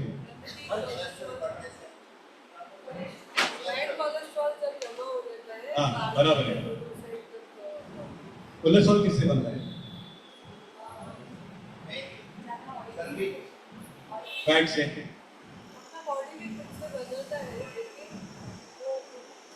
कोलेस्ट्रॉल फैट नहीं है। कोलेस्ट्रॉल कौन बनाता है? हमारा लीवर। वो तो शरीर के लिए जरूरी है, मगर हम ज्यादा ऑयली खाएंगे तो शरीर के जरूरत से ज्यादा कोलेस्ट्रॉल बनेगा, ज्यादा बनेगा तो बर्न नहीं होगा, बर्न नहीं होगा तो शरीर में जमा हो जाएगा, और जमा कहाँ पर होगा? ब्लड वेन्स में। मगर कहाँ पर होगा? जहां पर कुछ तो स्किन में अंदर, वेन के अंदर के स्किन में स्क्रैच है, वहां पर सबसे पहले प्लेटलेट जमा होगी उसको बंद करने के लिए। नहीं तो खून अंदर जाएगा ना बॉडी में, तो उसको तो बंद करना चाहिए। तो वहां पर प्लेटलेट जमा हो गई, प्लेटलेट जमा हो गई तो जो कोलेस्ट्रॉल बह रहा है उनके साथ वो वहां पर रुकने लगा। एक चिपक गया, दूसरा चिपक गया, तीसरा चिपक गया, तो जो इतना बड़ा साइज है उसका समझो, वो इतना सा हो गया। और इतना सा होकर फिर मैंने पहले बताया था वैसे कि हार्ट को सप्लाई करने वाले जो है उसको सप्लाई मिला नहीं हार्ट को, तो हार्ट पंप कैसे करेगा? जैसे सिर्फ हाथ हिला दो वो भी ब्लड यहाँ पर जाता है, ये मसल में जाता है, ये मसल में जाता है, तो हार्ट को ब्लड जाना चाहिए था। तो ज्यादा ऑयली खाने में पब्लिक को तकलीफ नहीं है, और उसको हम कंज्यूम नहीं करें, क्योंकि आज की हमारी सेडेंटरी लाइफ है। ऑफिस में काम करने वाले 8 घंटे चेयर पे बैठे रहते हैं। पहले किसी को हार्ट अटैक नहीं आता था, जितना चाहे उतना खाओ और खेती पे जाके काम करो, 8-10 घंटा बाहर ही रहते थे। अभी हम बॉडी वर्कआउट कम करते हैं, इसके लिए होने लगा। ठीक है, आगे जाएंगे। अब क्या क्या डाइजेस्टिव सिस्टम, बोलो डाइजेस्टिव सिस्टम में क्या क्या है, देखिए बताओ।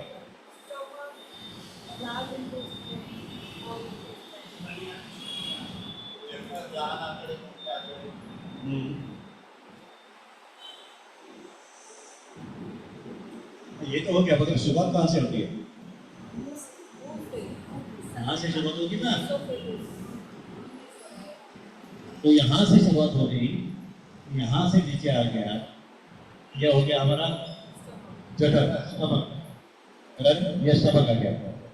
स्टमक में से एक छोटी आंत में गया, फिर बड़ी आंत में गया, और फिर यहाँ से पेट बाहर निकल गया। राइट, अब स्टेप्स क्या है उसके? सबसे पहले जिसको बोले इंजेक्शन, मतलब खाना मुंह में डालना।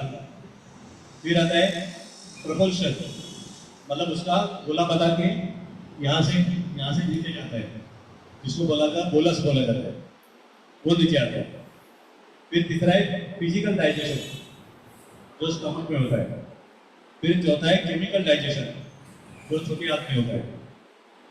केमिकल डाइजेशन के बाद वहां पर सिक्रेशन होता है, शरीर में अवशोषण होता है, और बाद में डिफेक्शन, डिस्चार्ज होता है, जो अपच है वो बाहर निकल जाता है। ठीक है, विटामिन, मिनरल और वाटर ये डाइजेस्ट नहीं होते, डायरेक्टली हमारे ब्लड में एब्सॉर्ब हो जाते। ठीक है, ये डाइजेस्टिव सिस्टम की उसको जरूरत नहीं है। कार्ब्स, प्रोटीन और फैट्स डाइजेस्ट करने की जरूरत है।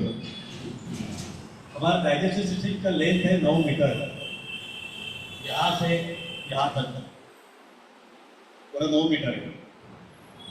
जिसमें आते ओरल कैविटी में दांत आते हैं, सलाइवरी ग्लैंड है, हमारी टंग है, फिर फूड पाइप है, oesophagus, stomach, small intestine, large intestine, इसको रेक्टम बोलते हैं, और ये एंडोसोम। ठीक है। फिर हमारे कार्ब्स कहाँ पर डाइजेस्ट होते हैं? कार्बोहाइड्रेट्स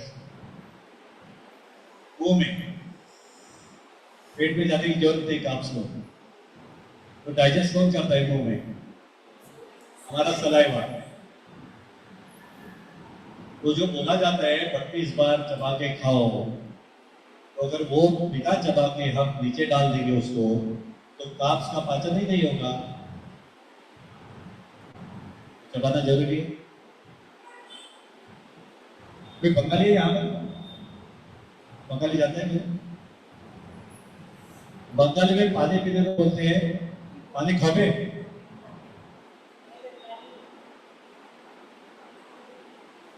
मतलब पानी खाना है, कैसे खाना है? तो मुंह में लेके मुंह में हिलाना है, उससे क्या होगा? सलाइवा मिक्स हो जाएगा। सलाइवा क्यों मिक्स करना है? कि सलाइवा की प्रॉपर्टीज है वो अलग है, पर सलाइवा अल्कलाइन है और पेट में एसिड है। पेट के एसिड को नॉर्मल करने के लिए ज्यादा से ज्यादा सलाइवा जाना चाहिए पानी के साथ। पानी के साथ भी जाना चाहिए, मगर ज्यादा सलाइवा जाना चाहिए उसको कम करने के लिए। एसिड की पावर इतनी है, अगर बाहर निकाल के उसको डालेंगे लकड़ी के ऊपर, लकड़ा जल जाएगा। लाल, ठीक है। तो इतना स्ट्रॉन्ग है वो, और हमारा अंदर का जो भाग है इतना स्ट्रॉन्ग है कि उसको बेयर कर लेता है वो। ओके।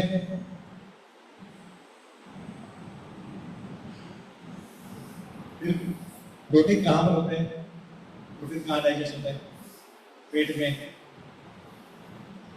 ट्रिप्सिन और लाइपेज ये आते हैं, ये कहाँ पर रहेंगे?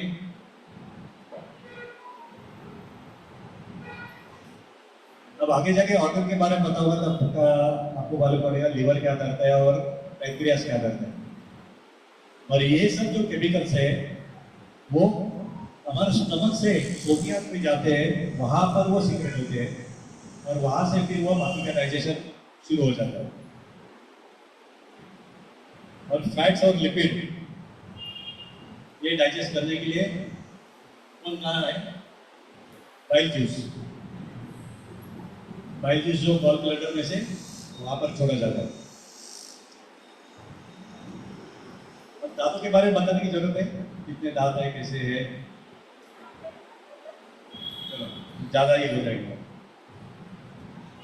खाना खाने के बाद पेट में कितनी देर रहता है? पेट में मतलब हमारे स्टमक में खाना कितने देर रहता है? 4 घंटा। सही बात है। चलो इनके लिए तालियां दे दो। दोस्तों तालियां उनके लिए नहीं है, आपको जगाने के लिए।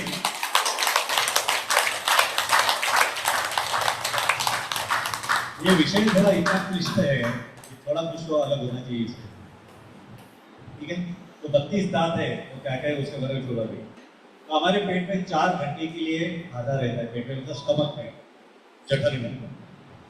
तो इसलिए बोला जाता है खाना खाने के 4 घंटे के बाद कपालभाति करती है, उसके पहले नहीं करती है, कि वहां से आगे मूव हो जाएगा तो आंख में फर्क नहीं पड़ता है।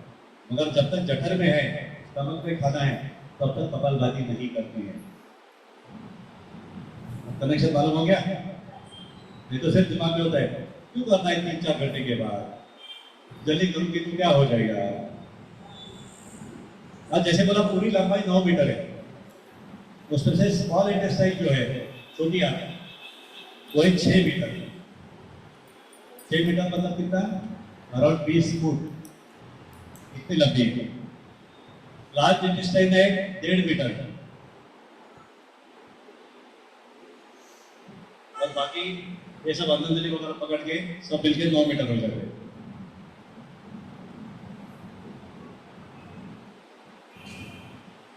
क्लियर हो गए? यहाँ पर कुछ और डिटेल चाहिए?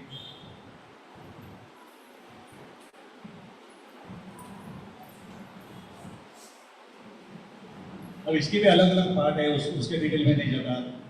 इसको बोलते हैं ascending colon, transverse colon, descending colon, sigmoid colon.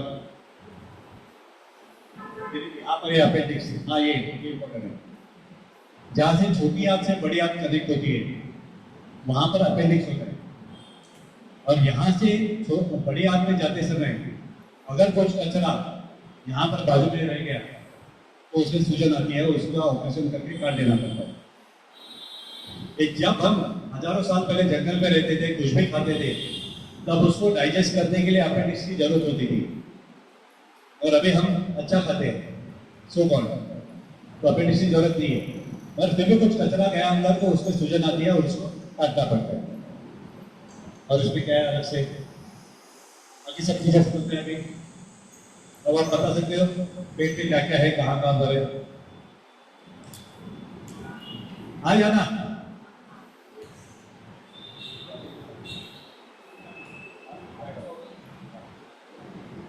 Leaky गट का प्रॉब्लम जो होता है वो स्मॉल इंटेस्टाइन में लीकी गट का प्रॉब्लम। अब लीकी गट, गट किसको बोलते हैं? पेट में। तो पेट में सब कुछ आ गया, मगर गट किसको बोलते हैं? गट में आएगा सिर्फ ये आ गया, ये आ गया और ये आ गया। अब इसमें और एक है कि पीछे किससे झुकना नहीं है, हर्निया वाले में। तो हर्निया में क्या होता है, ये जो इसके ऊपर जो चमड़ी है, हमारी स्किन है, स्किन के 3 लेयर होते हैं, वो थोड़े वीक होते हैं। तो इसका जो प्रेशर है छोटी आंत का, वो प्रेशर स्किन पे आता है और स्किन में से वो बाहर निकलता है, जिसको हर्निया बोलते हैं। तो डॉक्टर क्या करते हैं, उसको थोड़ा सा और काट के उसको अंदर दबा देते हैं और तीनों लेयर को सिला देते हैं। वो हो गया हर्निया का ऑपरेशन। तो अगर यहाँ पर कट है और सिलाई है तो इसके ऊपर और प्रेशर नहीं देना है, राइट। इसके लिए पीछे झुकना नहीं है। तो पहले ये मालूम होना चाहिए हर्निया क्या है। अब पेट के हमारे मसल वीक रहेंगे, अंदर तो हर बार काम चालू है ना, दिन में 4 बार, कुछ लोग 5-6 बार में चालू रहता है। जब जब खाना पेट में जाएगा ये तो काम करेंगे। तो आगे के मसल अगर वीक रहेंगे तो उसको प्रेशर आके या और भी कुछ बहुत सारी चीजें होती है, उससे वो फट जाते हैं मसल और अंदर से बाहर आ जाते हैं, छोटी आंत बाहर आ जाती है। तो हम जो उत्तम पादासन वगैरह करते हैं जिसमें क्या होता है, पूरा प्रेशर यहाँ पर आते हैं, या उपटवासर जो करते हैं, क्या करते हैं, दोनों हाथ बाजू में रख के पैरों पर उठाते हैं, उसको क्या बोलते हैं, कुलांगुलासन। बराबर सर। तो वो पूरा वेट हाथ में नहीं है। आपके पेट के मसल कितने अच्छे हैं, या पेट के मसल आपके पैर को उठा सकते हैं, हाथ तो सपोर्ट के लिए है। हाँ ये बॉडी है, उसका हाथ पे वजन आता है, मगर पूरा पैर का। और किसी ने इंजीनियरिंग की तो कैंटिलीवर जिसको बोलते हैं, सपोर्ट यहाँ पर है और पूरा वेट उधर है। तो वेट इसका अगर 5 किलो वजन रहेगा तो 10 किलो हो जाता है, 10-20 किलो हो गया। ये पूरा वेट पेट के मसल के ऊपर आता है। तो आपके पेट के मसल अच्छे नहीं होंगे, जब तक स्ट्रॉन्ग नहीं होगा तब तक आप पैर नहीं उठा सकते। मेरा भी प्रयास जारी है, प्रैक्टिस करते वाला मैं सबको दिखाता हूँ, मैं भी करूँगा। करने के बाद ताली दे दो। चलो और कुछ सवाल है? 5 मिनट है और हमारे पास। कपालभाती करने से सब कुछ होता है। सर के जैसे 10,000 कपालभाती करते रहो, 10,000 एक साथ नहीं, नहीं तो 8 दिन सो जाओगे। पहले 500 की प्रैक्टिस करो एक हफ्ते के लिए, फिर 600 करो, एक हफ्ते में सिर्फ 100 बढ़ा दो। मैंने थोड़ा थोड़ा करके बढ़ाया, इसके लिए आज मैं 10,000 कर सकता हूँ। मैंने कर सकता हूँ बोला, हर बार नहीं करता सर जैसे। और कभी सुबह अच्छा टाइम मिला तो डेफिनेटली 1 घंटे 35 मिनट में होता है। ये मेरा स्पीड है, वह 1 मिनट में 120 का है, सर का ज्यादा भी हो सकता है। आपको बोला गया 60 से शुरुआत करो, 1 सेकंड में 1 स्ट्रोक। स्पीड बढ़ाने की जरूरत नहीं है, आपकी प्रैक्टिस हो जाएगी तो अपने आप स्पीड बढ़ता है। आप स्पीड बढ़ाओगे तो थकान आएगी। और मैं करते समय हर एक आसन में 5-5 मिनट उठता हूँ, उठना भी जरूरी है आसन में। वक्रासन में 5 मिनट उठता हूँ, मटुकासन में 5 मिनट उठता हूँ। वो आगे की बात है, पहले शुरुआत तो करो। तो और कोई सवाल? सर पानी के यूजेस बता सकते हैं, मतलब कोल्ड वाटर या फिर वार्म वाटर या फिर लूक वार्म वाटर से मतलब क्या क्या ओके, ये होता है इसलिए पानी मतलब डाइजेशन नॉर्मल के पानी पीना ही नहीं है। ओके, नहीं? डाइजेशन के लिए। ओके ठीक है। इन्होंने सवाल पूछा ऑनलाइन पे, ठंडा पानी पीना है या गर्म पानी पीना है? आप क्या जवाब दोगे? गुनगुना पानी। ठंडा क्यों नहीं पीना है, गर्म पानी क्यों नहीं पीना है? कल अभी गर्मी है, गर्मी में तो फ्रिज में पानी होता है, बहुत सारे लोग वही प्रीफर करते हैं। ठंडा पानी क्यों नहीं पीना है? बॉडी टेम्परेचर ऑलरेडी हाई होता है, ठंडा पानी डालेंगे तो बॉडी को और भी करेक्ट। हम क्यों ठंडा पानी पीते हैं? गर्मी होगी इसके लिए। अगर ठंडा पानी पिएंगे, ठंडा पानी अंदर गया तो उसको नॉर्मल टेम्परेचर पे लाने के लिए बॉडी में और ज्यादा काम करना पड़ता है, तो शरीर और गर्म हो गया। तो फ्रिज का पानी तो बिल्कुल नहीं पीना है। अब नॉर्मल पानी और बॉडी टेम्परेचर भी अलग है, तो बॉडी को अगर हमें तकलीफ नहीं देनी है तो पानी पीना है गुनगुना पानी, जैसे बॉडी टेम्परेचर है। और बॉडी टेम्परेचर कितना है? 98 फ़ारेनहाइट, राइट, या 37 डिग्री पकड़ लो। तो इसके लिए गुनगुना पानी पीना है। आपको क्लियर हो गया मैडम? ठीक है, हाँ हाँ, हो गया सर। ओके। ऑनलाइन वाले और कुछ सवाल है आपको? सर आप ओके ठीक पित्त के है, बारे में आपके बता सकते हो क्या, अगर पित्त क्या होता है, ओके कैसे होता है? ओके। पित्त जो है, ये जो यहाँ पर लीवर बताया गया है, ये लीवर यहाँ पर है। लीवर से जो बाइल जोश निकलता है उसको पित्त बोलते हैं। तो बाइल जोश कितना निकलता है? लीवर में से बाइल जोश आता है गॉल ब्लैडर में, यहाँ पर पीछे गॉल ब्लैडर है। गॉल ब्लैडर में से छोटी आंत की शुरुआत में बाइल जोश आ जाता है, जो फैट को डाइजेस्ट करता है। अगर हमारी आदतों की वजह से लीवर ज्यादा काम करता है, लीवर मतलब ज्यादा करके दारू पीते हैं, सिगरेट पीते हैं, तो लीवर को डिटॉक्सिफाई करने के लिए ज्यादा काम करना पड़ता है। इसमें से बाइल जूस भी ज्यादा आता है और जिससे एसिडिटी बढ़ सकती है। ये लीवर का हो गया। दूसरे एसिडिटी का कारण है हमारे स्टमक में। स्टमक में जो हाइड्रोक्लोरिक एसिड आता है, जैसे मैंने बताया कि इतना स्ट्रॉन्ग है वो कि लकड़ा भी जल जाएगा।